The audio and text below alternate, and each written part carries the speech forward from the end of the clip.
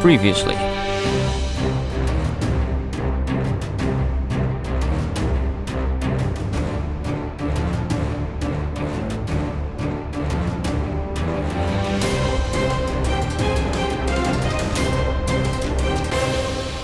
Hey everyone, and welcome back to Terraria.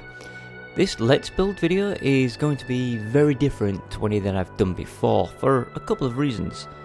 Firstly, while this video isn't a tutorial, I will be speaking over several parts just to give an indication of what exactly it is that I'm doing and why. There is so much wiring going on that it can easily become confusing, especially when I mess up.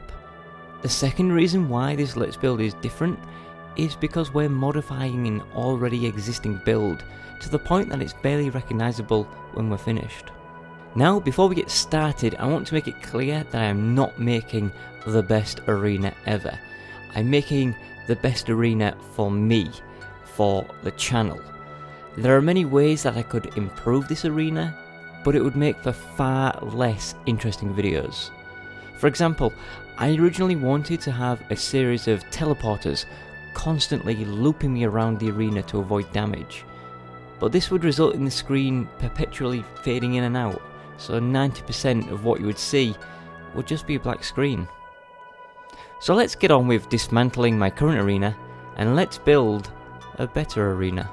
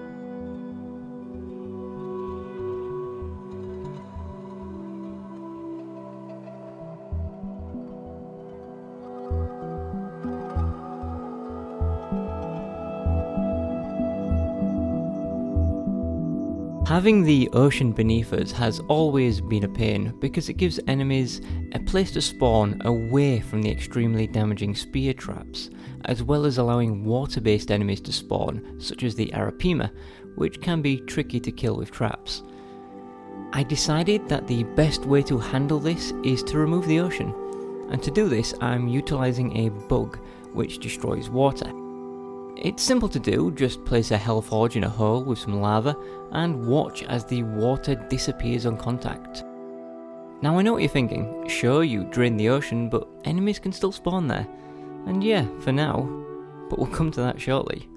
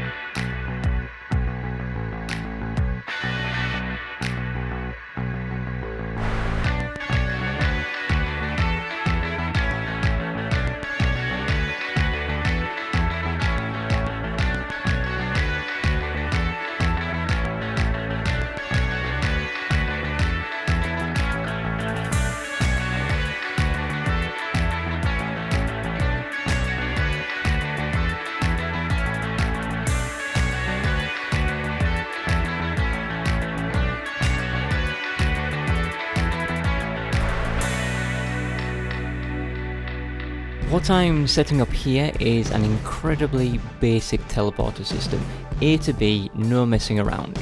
I'm having a few of these and they're only warping a few feet down to where the ocean used to be. Annoyingly, the enemies keep activating the teleporters and warping me away while I'm trying to work. This happens so much, even later in the video. I actually managed to greatly confuse myself here and I'm still not sure how. I get so confused with the measurements that I head back to base, grab some dirt, and use that to try and calculate where I went wrong, and then adjust the teleporters accordingly, all for the sake of symmetry.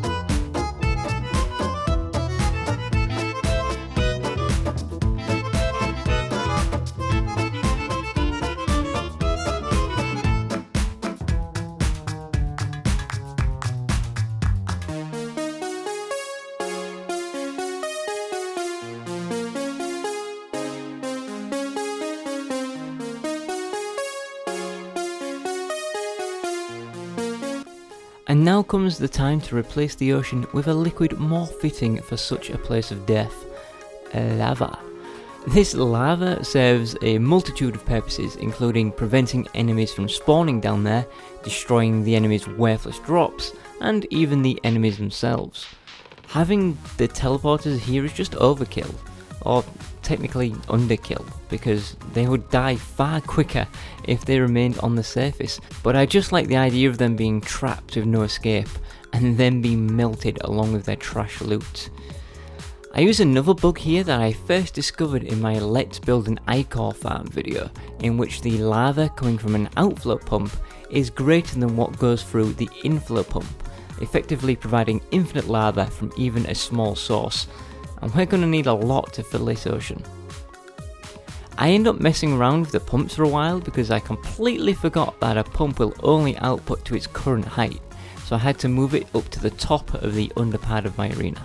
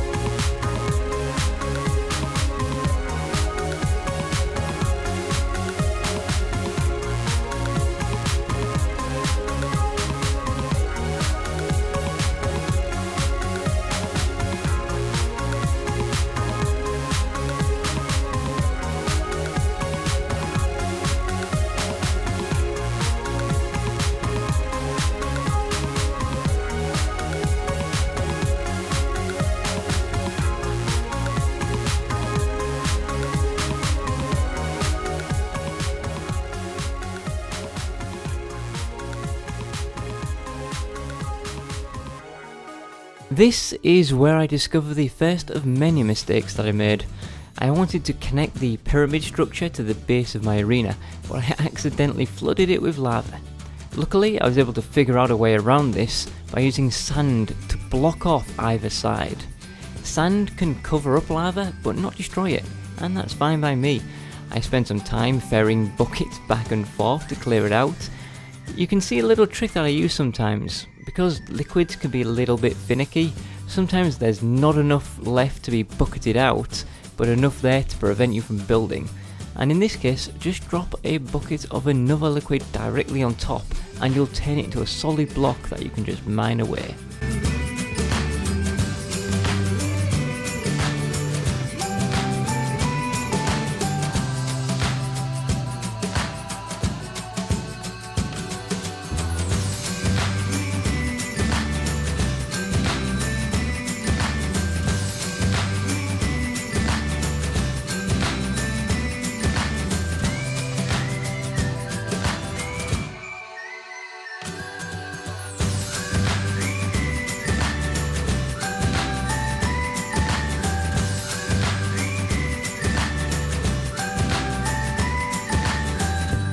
This is the first major mistake I make in this build.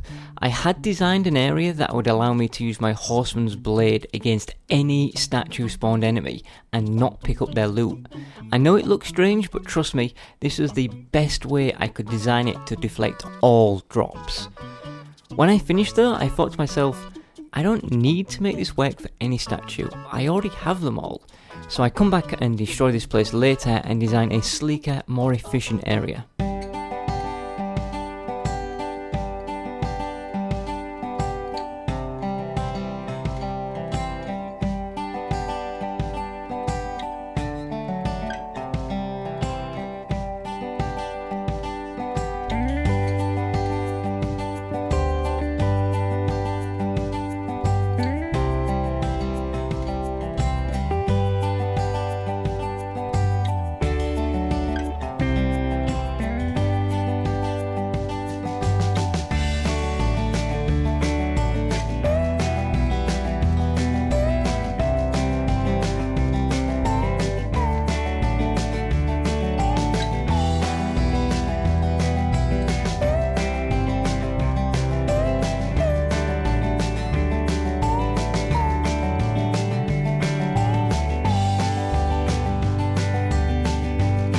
What I'm building here is a modified version of Zero Gravitas rain stack idea.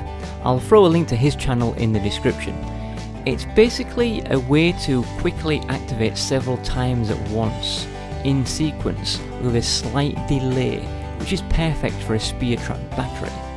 This looks a lot uglier than it should, and the reason for this is because I discovered a bug in the console version that slowed my progress greatly with a lot of my designs and plans. Basically, a timer can interact with any adjacent object regardless of its wiring.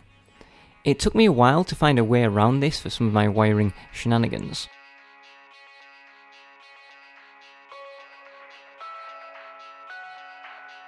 This is where I build my spear trap battery, a sequence of 6 spear traps stacked on top of each other.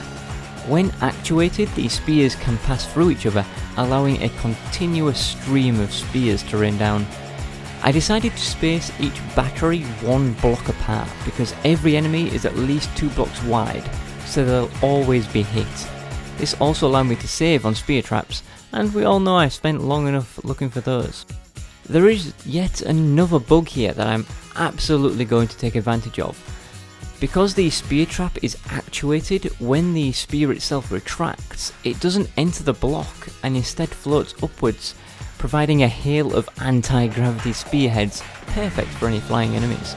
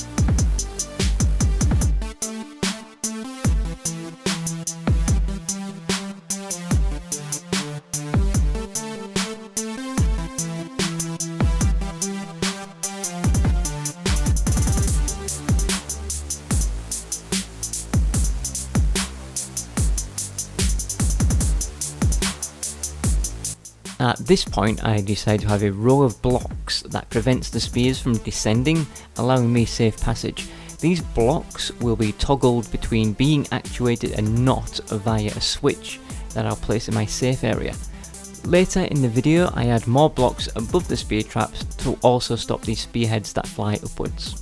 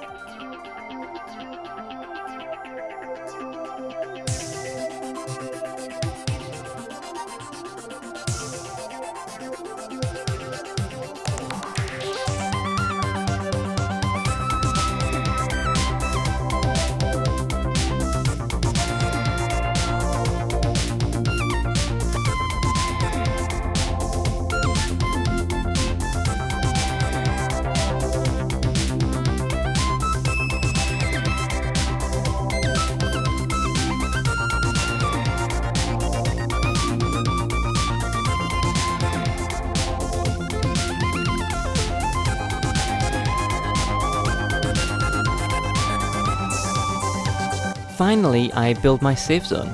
I'm deliberately keeping this as small and confined as possible. That way, not only does it interfere less with the spear traps, but it keeps the movement within to a minimum. Inside will be a mimic statue placed on a platform directly above me. Mimics don't have the ability to drop down through platforms, so I'm completely safe while being able to constantly attack them. On the same level as my character will be a crab statue, whose main purpose is to actually inflict damage on me. Crabs deal very little damage, but they will activate my invincibility frames, meaning that more powerful attacks will miss me. I chose to have the mimic and crab statues in my safe area, as their only drops are banners, so my inventory will not be quickly filled with crap. The wiring here is tricky, not only because of the timer bugs, but also because I need to future-proof myself. I need to make sure that any wires I place now won't interfere with wires that I place in the future. With the safe zone blocking the upward firing spears directly below it, I need to add more above. Luckily, this is where some of my future proofing comes in handy.